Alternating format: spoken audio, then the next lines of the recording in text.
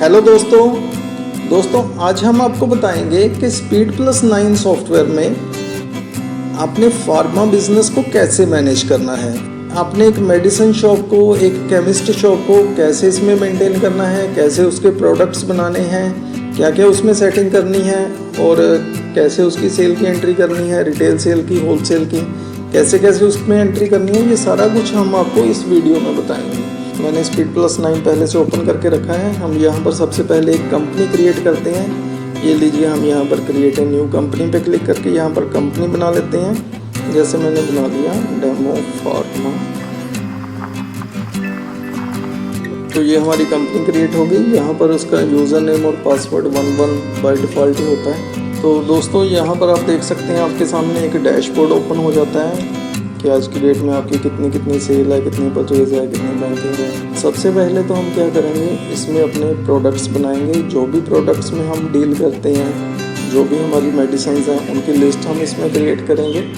तो प्रोडक्ट्स की लिस्ट तैयार करने से पहले उसकी 2-3 सेटिंग्स हैं जो खासकर फार्मा के लिए हमने इसमें ऑप्शंस दी हैं। तो वो सेटिंग कैसे करनी है, चलिए हम अभी आपको दिखाते हैं। सबसे पहले हम यहाँ पर मास्टर में आएंगे, आइटम्स में हम सेटिंग्स में क्लिक करेंगे।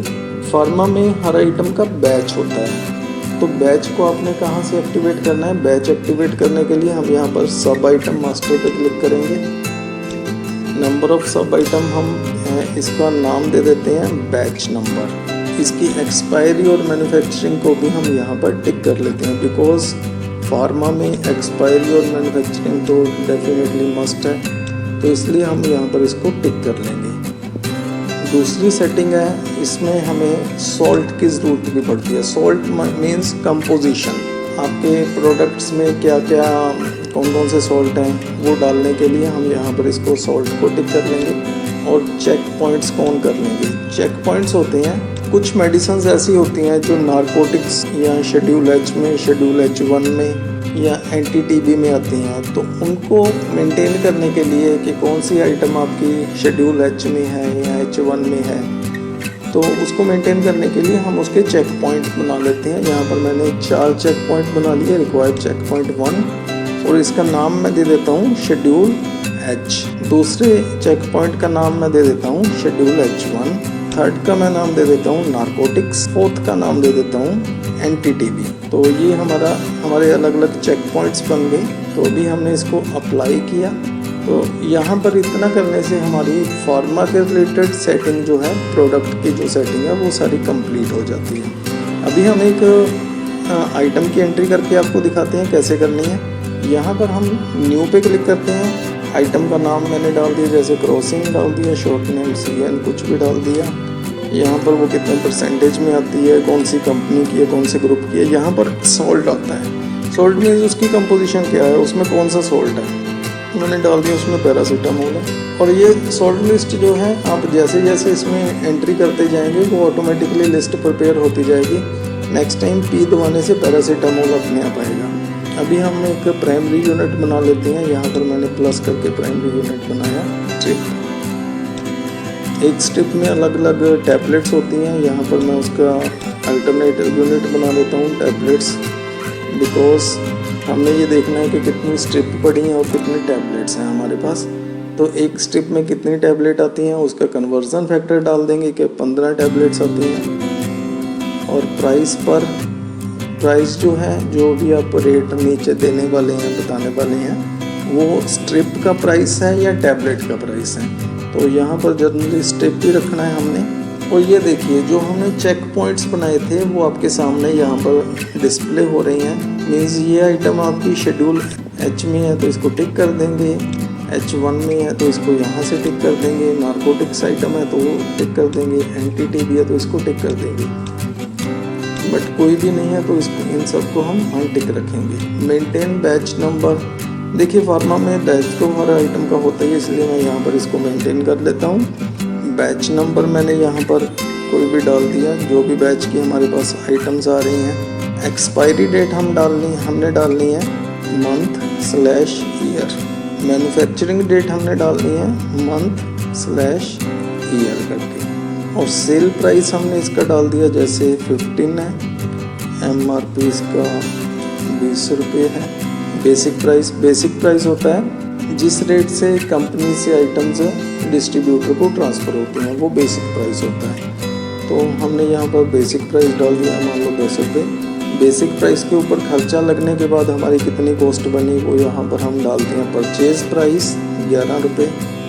सेल्फ वैल्यू, इसकी जब वैल्यूएशन करेंगे अपने हिसाब से तो क्या रेट से मान के चलेंगे, इसको 12 रुपये मान लेते हैं। मिनिमम सेल प्राइस है, इसको हमने 13 रुपये से कम नहीं बेचना कभी। बारकोड, अगर आपकी आइटम्स पे पहले से बारकोड लग के आ रहे हैं तो यहाँ पर हम उसका बारकोड एंटर कर देंगे, कौन सा बारकोड है।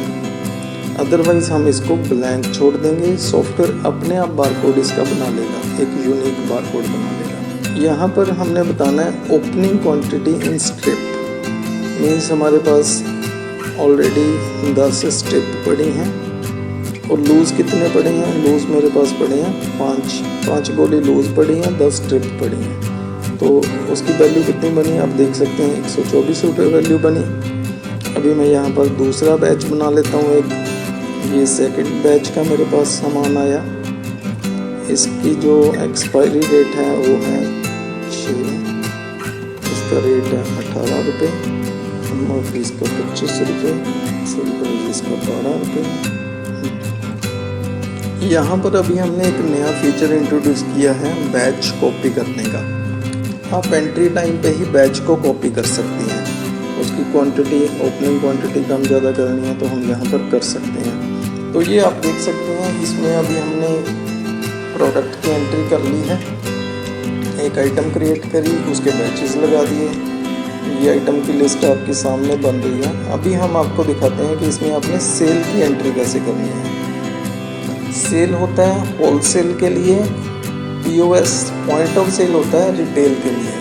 तो सबसे पहले हम आपको दिखाते हैं कि होलसेल की एंट्री कैसे करनी है। सेल में जाएंगे, यहाँ पर मैं एक न्यू बिल बना लेता हूँ। क्रेडिट में मैं अभी एक नई पार्टी बना लेता हूँ। यहाँ पर हमने आइटम का नेम पिक किया।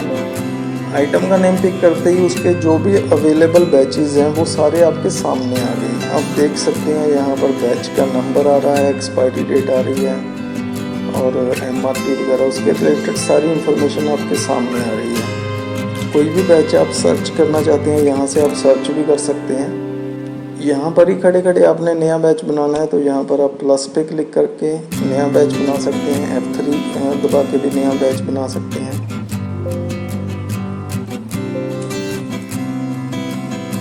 यहाँ पर हम क्वांटिटी डाल देंगे, कितने स्ट्रिप हम सेल कर रहे हैं। हमने 2 स्ट्रिप सेल की है।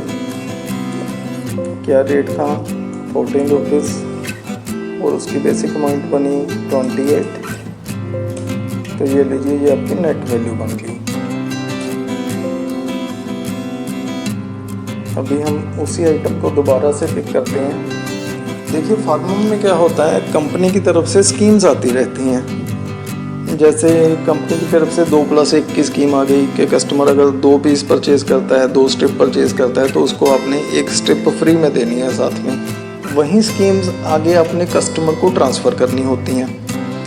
तो सपोज़ करो अभी कस्टमर ने 6 पीस परचेज़ किए और कंपनी की तरफ से 2+1 की स्कीम है, तो उसको कैलकुलेट करने के लिए कि इसको फ्री में कितने पीस देने हैं साथ में, हमें कैलकुलेटर उठाने की ज़रूरत नहीं है। यहाँ पर ही आप खड़े खड़े क्वांटिटी पे स्पेस बार प्रेस करेंगे। यहाँ पर हम स्कीम डाल देंगे कि 2+1 की स्कीम है हमारी, स्कीम क्वांटिटी 2, स्कीम फ्री 1।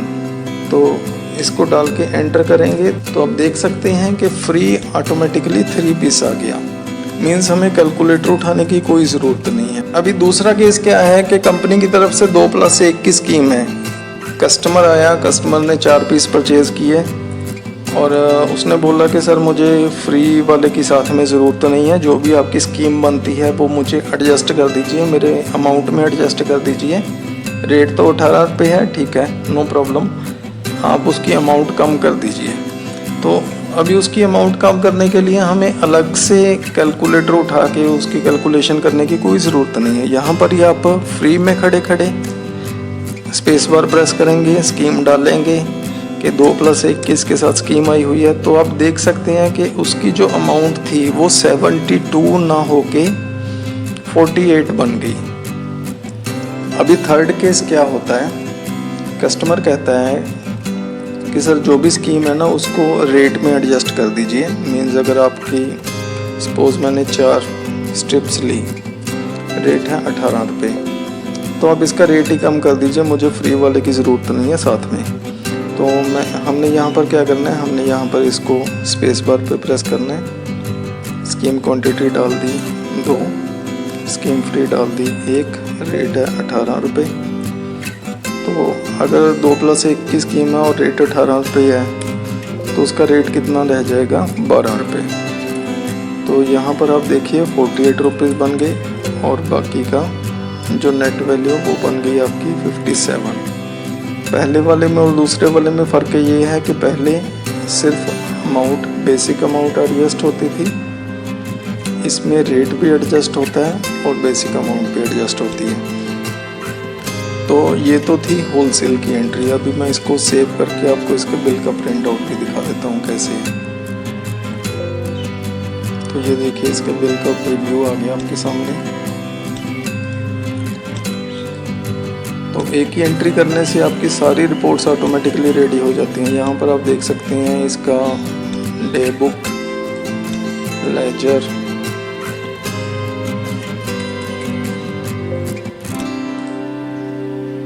और इसका अगर आप बैलेंस शीट देखेंगे तो बैलेंस शीट में आप कहीं भी डबल क्लिक करेंगे, कहीं भी आप लेजर से डबल क्लिक करेंगे, एंट्री तक पहुंच जाएंगे। मीन्स सॉफ्टवेयर बैलेंस शीट से लेकर एंट्री तक आपको ले जाएगा। और एक ही एंट्री करने से आपकी सारी सेल की रिपोर्ट्स रेडी हो जाती हैं। सेल रजिस्टर आपने देखना चाहते हैं, आपने बिल वाइज प्रॉफिट देखना है कि कौन से बिल में आपको कितना प्रॉफिट हुआ, क्या लॉस हुआ। आपने डेली प्रॉफिट देखना है कि कौन कौन सी आइटम में हमें क्या क्या प्रॉफिट हुआ। आपने आइटम वाइज समरी देखनी है कि आज की डेट में हमने क्रॉसिंग कितनी सेल करी। आपने सिटी वाइज देखनी है कौन कौन सी सिटी में कितनी आइटम सेल करी। कंपनी वाइज देखना चाहते हैं कौन कौन सी कंपनी का, सिप्ला का, एबट का कितना कितना माल सेल हुआ। ग्रुप वाइज देखना चाहते हैं टैबलेट्स कितने बिकी, सिरप्स कितने बिके। तो ऐसे करके इसमें आप देखिए कि सारी की सारी रिपोर्ट्स जो हैं वो आपकी रेडी हो गई। आपकी स्टॉक रिपोर्ट्स भी रेडी हो जाती हैं, कितना स्टॉक आपके पास ओपनिंग में था, कितना सेल हो गया, कितना बैलेंस है। जीएसटी की रिपोर्ट्स भी सारी इसमें इसी में रेडी हो जाती हैं कि ये जीएसटी आपका कितना बना, कौन कौन सी स्टेट का कितना बना, ये सारा आपकी रिपोर्ट्स ऑटोमेटिकली इसमें रेडी हो जाती हैं। तो यहाँ तो अभी तक हमने आपको दिखाया कि होलसेल की इसमें एंट्री कैसे करनी है। अब इस वीडियो में हम आपको दिखाते हैं कि रिटेल में इसकी एंट्री कैसे करनी है। पीओएस की एंट्री करने से पहले हम उसकी कुछ सेटिंग्स करेंगे। पीओएस की सेटिंग्स में जाएंगे, यहाँ पर जर्नल में prompt to input customer details, यहाँ पर मैं इसको ऑन कर लेता हूँ। कैश स्टैंडर्ड अमाउंट ऑटोमेटिकली को भी ऑन कर लेता हूँ। Ask for pack and loose को भी ऑन कर लेता हूँ। मीन्स कितने स्ट्रिप्स हैं, कितने टैबलेट्स हैं। रिटेल में अक्सर क्या होता है, कस्टमर आता है वो कहता है जी 5 स्ट्रिप दे दो, 4 गोली लूज दे दो। तो यहाँ पर आप पैक्स एंड डूज के कंसेप्ट को ऑन कर सकते हैं। तो मैं इसको भी यहाँ पर अप्लाई कर देता हूँ। नेक्स्ट हम चलते हैं पॉइंट ऑफ सेल में। पॉइंट ऑफ सेल में हमने न्यू पे क्लिक किया। ये देखिए मैंने कस्टमर नेम डाला कैश। कस्टमर का मोबाइल नंबर आप इसमें डाल सकती हैं। मोबाइल नंबर डालने के बाद ये आपको प्रॉम्प्ट करेगा कस्टमर की डिटेल डालने के लिए। यहाँ पर आप कस्टमर का नाम, कौन सी सिटी से है, कौन से डॉक्टर ने रेफ़र किया, यहाँ पर आप डॉक्टर का नाम भी डाल सकते हैं। डॉक्टर का रेफरेंस नंबर मीन्स जो उसकी ओपीडी स्लिप है उसका कितना नंबर है। सर्विस प्रोवाइडर मीन्स कोई एजेंट का नाम अगर आपने देना है, रिमार्क्स कुछ लिख के रखने हैं। तो यहाँ पर अभी हम आइटम लेंगे, जैसे मैंने आइटम ली क्रॉसिंग, उसका कौन सा बैच है, मैं यहाँ पर बैच पिक कर लेता हूँ। कितनी क्वांटिटी है, 3 पीस है, तो 3 पीस की कितनी अमाउंट बनी, टोटल अमाउंट ऑटोमेटिकली बन गई।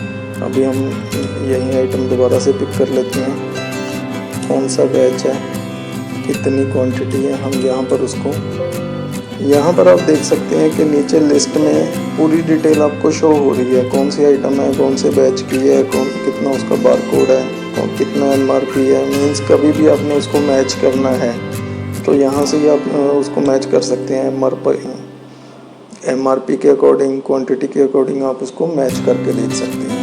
यहाँ पर मैं इसको सेव कर देता हूँ। ये देखिए इसकी छोटी सी स्लिप बनेगी जो थर्मल प्रिंटर में आजकल आपने देखी है, सुपरमार्केट्स वगैरह में भी छोटी स्लिप बनती है, उसी फॉर्मेट में हमने दिया है। इस फॉर्मेट को आप अपने हिसाब से कैसे भी मॉडिफाई कर सकते हैं, चेंज कर सकते हैं। तो POS की एंट्री करने पे ये सारी रिपोर्ट्स आपकी रेडी हो जाती हैं। POS से रिलेटेड POS रजिस्टर, ये देखिए POS रजिस्टर रेडी हो गया, POS समरी रेडी हो गई, कौन कौन सी आइटम आपकी कितनी बिकी है, यूज़र वाइज कौन कौन से यूज़र ने कब कब कितनी सेल करी, ऐसे करके ये सारी रिपोर्ट्स आपकी रेडी हो जाती हैं। तो दोस्तों आज आपने इस वीडियो में सीखा कि SpeedPlus9 में हमने फार्मा के प्रोडक्ट्स कैसे बनाने हैं, उसकी क्या क्या सेटिंग करनी है, और सेल की एंट्री कैसे करनी है, POS की एंट्री कैसे करनी है। ये सारा कुछ बहुत इजी है। SpeedPlus9 को अगर आप ट्राई करना चाहते हैं तो हमारा डेमो वर्जन का लिंक वीडियो के नीचे डिस्क्रिप्शन में दिया हुआ है, वहाँ से आप डाउनलोड कर सकते हैं। हमारी टीम आपको इस सॉफ्टवेयर की बिल्कुल free of cost training provide करेगी और इस सॉफ्टवेयर को आपके ऑर्गेनाइजेशन में इम्प्लीमेंट करने में हेल्प करेगी। धन्यवाद, खुश रहो, तरक्की करो।